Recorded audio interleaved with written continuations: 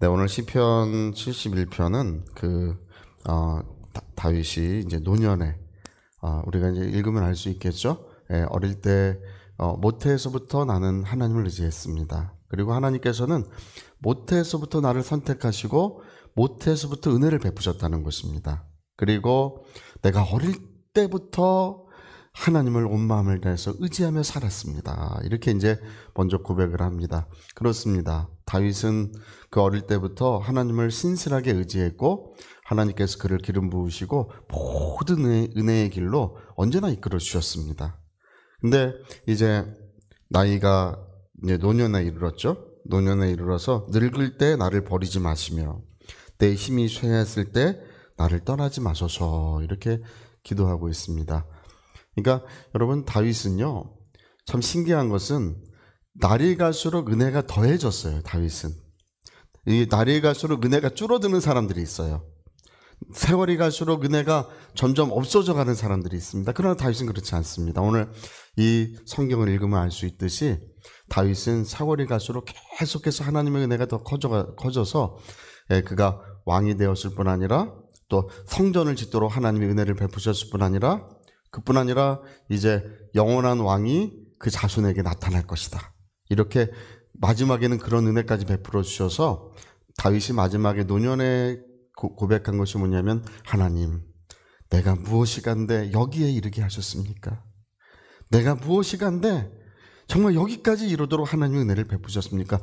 그게 다윗의 노년의 고백이었습니다. 여러분, 우리의 삶의 여정에서 하나님의 은혜가 끊어지면 안 될 뿐 아니라 더 커져가야 합니다.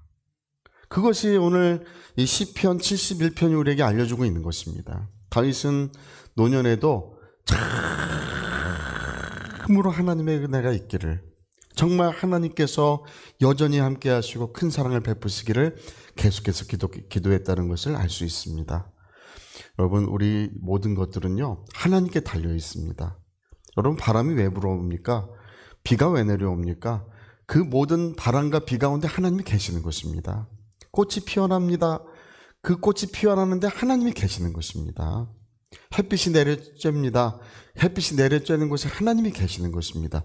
하나님이 계시지 않으면 궁극적으로 어떤 것도 다 소멸되고 마는 것입니다. 우리가 지금 숨을 쉬는 것도 하나님께서 우리 호흡을 주장하고 계신다고 우리 그 사도행전에 기록하고 있지 않습니까? 하나님 만물을 지으셨을 뿐 아니라 만물 가운데 계시는 분이세요. 여러분, 우리 행복이 어디 있습니까? 우리 행복은 하나님께 있는 거예요. 불행과 행복이 어디서 오는 것입니까? 오늘 어떤 사람들은 하나님으로부터 자유를 얻자고 합니다. 하나님의 멍에를 벗어버리자고 합니다. 거기에는 절망과 어둠뿐이 없어요. 근데 많은 사람들이 젊을 때는 참 성령 충만하고 젊을 때는 기도하고 주님과 그런 은혜의 관계를 가지고 있다가 이제 말년이 되어서는 그 은혜의 관계를 잃어버리는 사람들이 굉장히 많습니다. 제가 예전에 중학생 때 신앙생활을 할 때 저희 교회 어떤 집사님 한 분은 정말 여자 집사님이셨는데 교회에서 얼마나 그렇게 충성되게 일하고 성령 충만했는지 모릅니다. 근데 그분은 이제 남편도 같이 이렇게 신앙생활을 잘 하셨어요. 교회에서 항상 봉사도 열심히 하시고 그 가정에 가면 누가 봐도 하나님의 은혜가 있다는 걸 알 수 있었어요. 그 가정에 가서 보면 그 가정이 이상하게 밝고 이상하게 그 하나님의 은혜의 빛이 있어요. 그런 가정들이 있습니다. 그래서 따님도 하나님의 은혜가 충만하게 되고 아들도 충만하게 되고 그 손자들까지 하나님이 큰 은혜를 내려주시는 것을 볼 수 있었습니다. 근데 이분들이 노년이 돼가지고 뭐라고 얘기하냐면, 이제 우리 노년이 됐으니까 저 옛날 살던 시골에 가서 이제 집을 짓고 거기서 이제 노년을 편안하게 보내자, 이렇게 이제 합니다. 어떻게 되는지 아십니까? 교회랑 멀리 가고 이제 주일에 한 번 교회 오는 거예요. 주일에 한 번 띄엄띄엄 교회 오고 신앙이 무뎌지고 영적으로 그러니까 하나님으로부터 자유, 멍에를 좀 벗어버리자. 이제는 우리의 삶을 좀 노년에 우리의 좀 편안한 삶을 살아보자.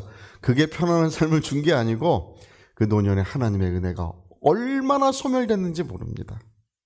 여러분, 결코 그런 일은 일어나서는 안 됩니다. 이게 마귀의 지혜예요. 마귀가 가져다주는 지혜입니다. 그게 우리의 삶의 지혜가 돼서는 안 됩니다. 오늘 다윗이 고백하는 것처럼 우리의 삶의 지혜는 마지막까지 하나님의 은혜가 충만해야 합니다. 그래서 인생의 마무리가 아름답게 돼야 돼요. 인생의 끝이 아름답게 돼야 돼요. 오늘 많은 사람들이 모르는 것이 있습니다.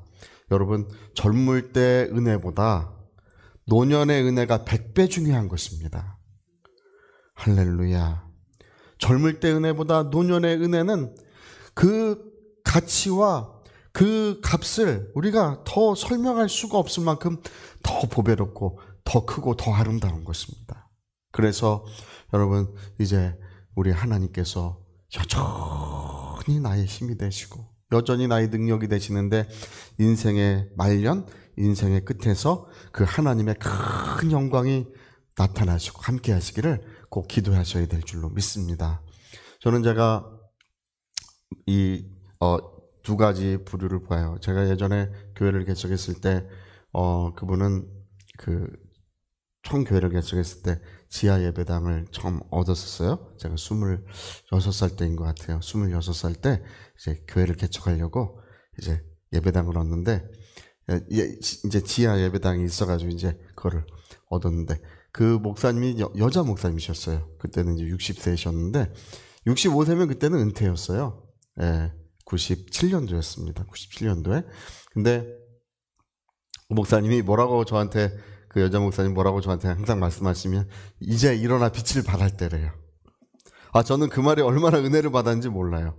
그 목사님이 교회 저는 그게 교회를 개척하는데 숟가락 밥그릇도 필요한지 몰랐어요. 그때는 그냥 앉아서 예배만 하면 되지 생각했는데, 피아노, 모든 그 교회의 기물들을, 제가 그때 이제 전도사 때였는데, 교회 개척할 때, 전사님, 하나님께서 전사님을 위해서 이걸 다 예비하신 것 같습니다. 그렇게 이제 하면서 그분이 항상 저에게 이제 여러 번 만나서 대화를 하는데, 이제 나는 일어나 빛을 발할 때입니다. 이렇게 얘기를 해요.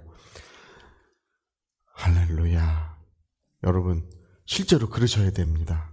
그렇게 말하셔야 됩니다. 이제 하나님의 영광이 더 크게 나타나시리라. 하나님이 더 큰 은혜를 베풀어 주시리라. 우리 이렇게 말하고 이렇게 믿고 이렇게 하나님을 의지할 때, 그럴 때 하나님은 더 큰 은혜를 베푸실 줄로 믿습니다. 그래서 여러분, 다윗의 노년은요, 그냥 우리가 성경을 읽어보면 다윗은 노년에 힘이 없고 괴로움도 많았어요. 근데 다윗의 노년에 하나님이 더 큰 약속을 주시고 그에게 더 큰 은혜를 베푸셨다는 것을 성경이 그걸 기록하고 있는 것입니다. 그래서 여러분, 우리 모두가 하나님의 아름다움, 하나님의 영광을 보시기를 예수 이름으로 축복합니다. 자, 오늘은 주먹 꽉 쥐시고 하나님의 영광을 나타내소서. 하나님의 더 큰 하나님의 영광을 나타내소서. 우리 두 번만 해봅시다. 시작. 더 큰 하나님의 영광을 나타내소서. 더 큰 하나님의 영광을 나타내소서. 아멘. 자, 우리 같이 한번 기도하시겠습니다. 기도하실 때 정말 하나님은 나의 하나님이시오. 그리고 우리의 모든 인생을 아름답고 복되게 하시는 분이심을 우린 그것을 믿고 고백하고 있습니다. 우리 하나님의 은혜를 위하여 같이 기도하시겠습니다.